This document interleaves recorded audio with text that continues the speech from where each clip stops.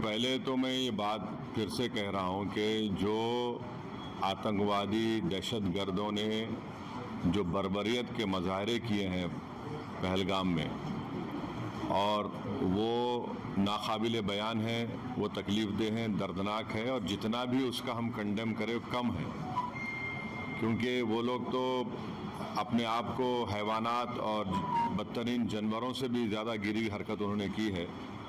और किसी के मज़हब का नाम पूछकर ये बात उनकी जान लेना, ये सरासर गलत है, जुल्म है।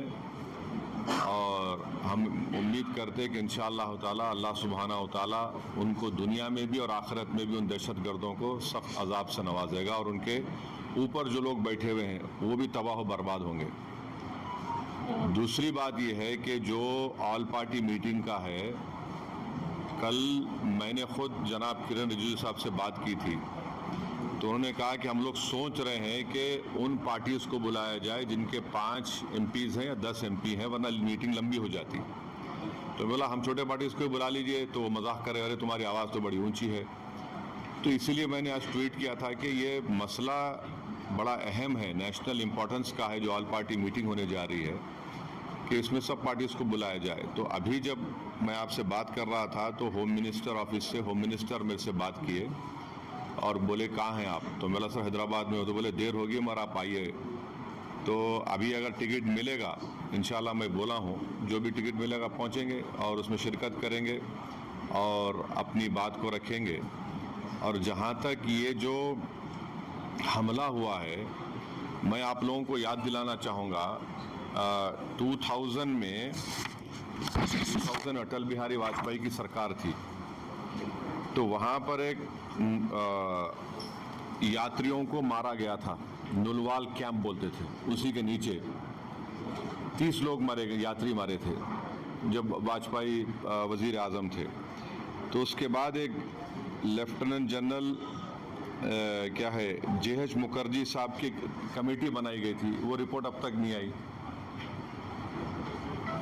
तो ये ऐसा नहीं है कि इन्होंने इस जगह का पहले इंतखाब किया। दूसरी बात यह कि जिस जगह पर इतने टूरिस्ट हैं वहाँ पर एक पुलिस वाला नहीं है, एक CRPF का कैंप नहीं है, कोई सिक्योरिटी के लोग नहीं। तीसरा यह है कि जो वहाँ पर जो क्विक रिएक्शन टीम थी, CRPF के 2 यूनिट है, जो उनको ऊपर जाने में 1.25 घंटा लगा, और इन कमीनों हरामजादों ने जो हरकत की वहाँ पर नाम पूछकर गोली मारे, समुदाय पूछकर मारे।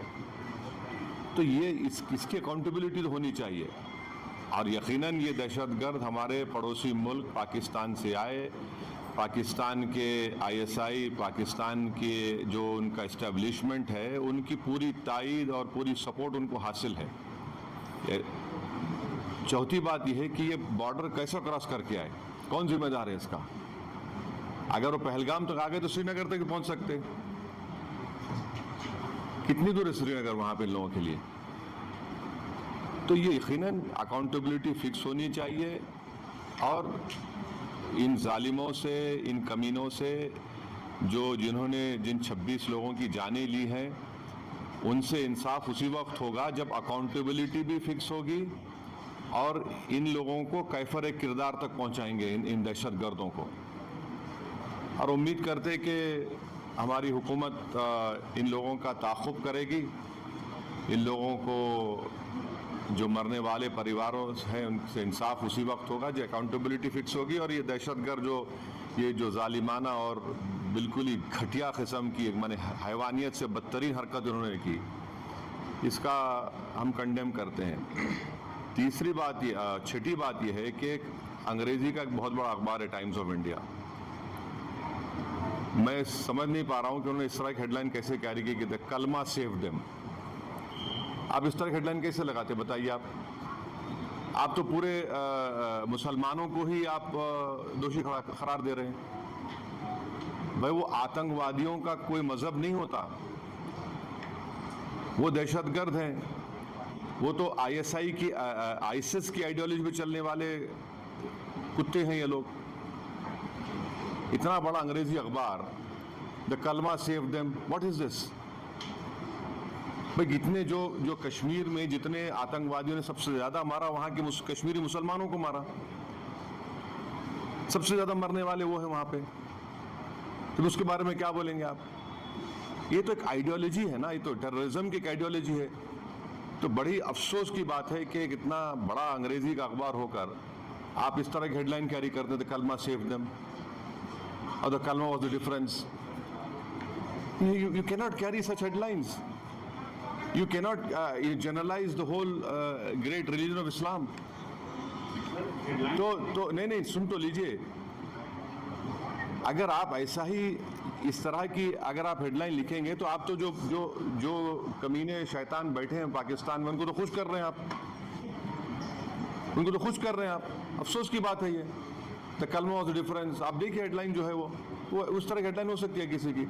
और आखिरी बात यह है कि कल शाम में 6:30 बजे तेलंगाना के चीफ मिनिस्टर एक all party candle light march necklace क्या है वो पीपल्स प्लाजा के पास करने वाले हैं। मैं हैदराबाद की आवाम से, तेलंगाना की आवाम से अपील कर रहा हूं कि आप हज़ारों की तादाद में उसमें कल शिरकत करिए। हमको एक होकर इस अपने मज़हब पे चलते हुए, उसके बावजूद भी हम इस बात का ख्याल रखें कि ये हमारे देश का मसला है, मुल्क का, वतन अजीज़ का मसला है। हम तमाम को वहाँ पर जमा होना है। चीफ मिनिस्टर ख़ुद उसकी लीड करेंगे।